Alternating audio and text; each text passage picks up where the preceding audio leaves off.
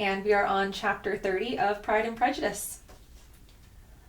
Sir William stayed only a week at Hunsford, but his visit was long enough to convince him of his daughter's being most comfortably settled, and of her possessing such a husband and such a neighbour as were not often met with.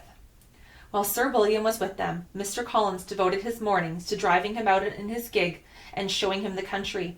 But when he went away, the whole family returned to their usual employments, and Elizabeth was thankful to find that they did not see more of her cousin by the alteration, for the chief of time between breakfast and dinner was now passed by him either at work in the garden, or in reading and writing, and looking out the window in his own book-room, which fronted the road.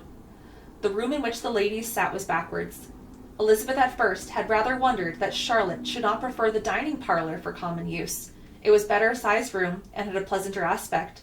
But she soon saw that her friend had an excellent reason for what she did.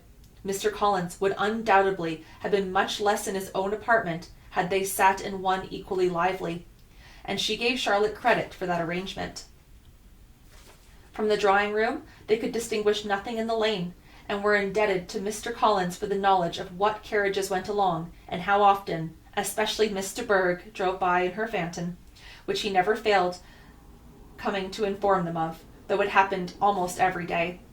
She not unfrequently stopped at the parsonage, and had a few minutes' conversation with Charlotte, but was scarcely ever prevailed on to get out.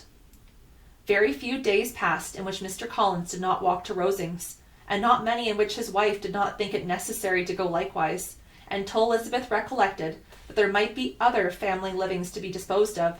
She could not understand the sacrifice of so many hours. Now and then they were honoured with a call from her ladyship, and nothing escaped her observation that was passing in the room during these visits.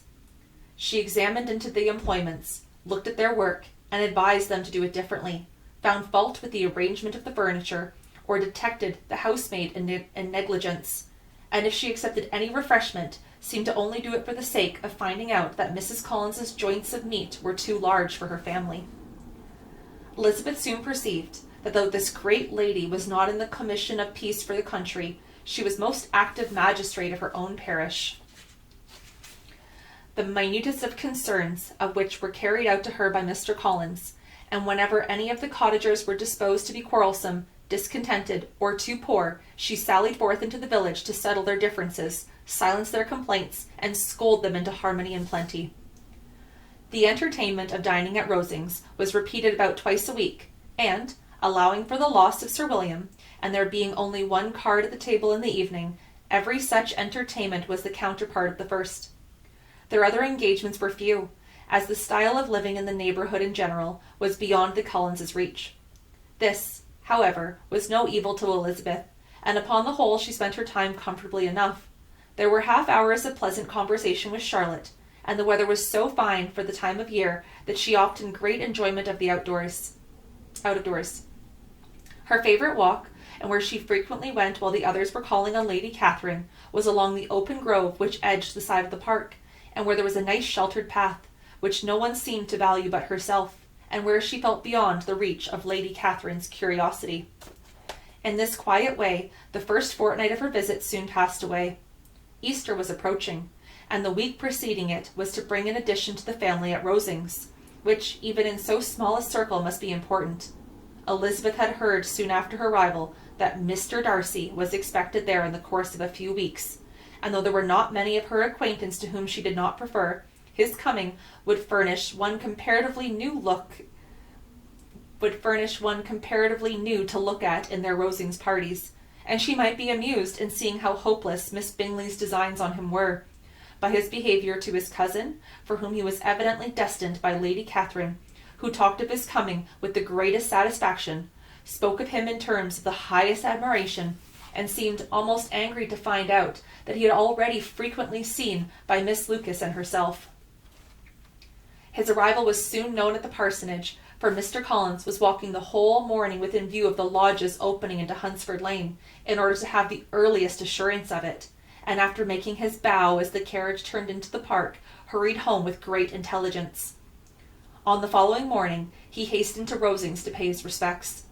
There were 2 nephews of Lady Catherine to require them, for Mr. Darcy had brought with him a Colonel Fitzwilliam, the younger son of his uncle, Lord blank. Remember, this is when those blanks, it's meant to be a real person, so we don't really know. And to the great surprise of all the party, when Mr. Collins returned, the gentleman accompanied him. Charlotte had seen them from her husband's room, crossing the road, and immediately running to the other, told the girls what an honour they might expect, adding, "I may thank you, Eliza, for this piece of civility. Mr. Darcy would never have come so soon to wait upon me." Elizabeth had scarcely time to discern all right to the compliment before their approach was announced by the doorbell, and shortly afterwards the 3 gentlemen entered the room. Colonel Fitzwilliam, who led the way, was about 30, not handsome, but in person and address most truly the gentleman. Mr. Darcy looked just as he had been used to look in Hertfordshire, paid his compliments, with his usual reserve, to Mrs. Collins, and whatever might be his feelings towards her friend, met her with every appearance of composure. Elizabeth merely curtsied to him without saying a word. Colonel Fitzwilliam entered into conversation directly with the readiness and ease of a well-bred man, and talked very pleasantly, but his cousin, after having been addressed by a slight observation on the house and gardens to Mrs. Collins, sat for some time without speaking to anybody. At length, however, his civility was so far awakened as to inquire of Elizabeth after the health of her family. She answered him in the usual way, and after a moment's pause added, "My eldest sister has been in town these 3 months. Have you never happened to see her there?" She was perfectly sensible that he never had, but she wished to see whether he would betray any consciousness of what had passed between the Bingleys and Jane, and she thought he looked a little confused as he answered that he had never been so fortunate as to meet Miss Bennet. The subject was pursued no further, and the gentlemen soon afterwards went away.